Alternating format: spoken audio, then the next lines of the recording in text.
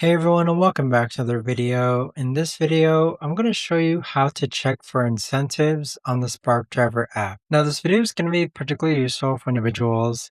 Let's say that you want to go ahead and see if there's any incentives in your area for delivering. How do you actually go ahead and check for incentives? Now this video is going to be short, sweet, and simple, guys. There's not going to be a lot of steps involved.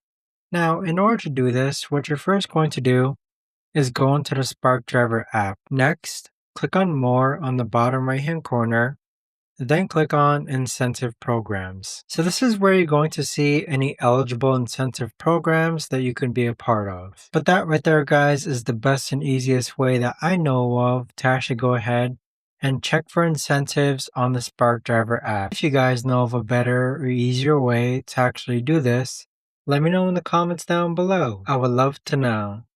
Thanks so much for watching everyone, and I'll see you guys all in the next video.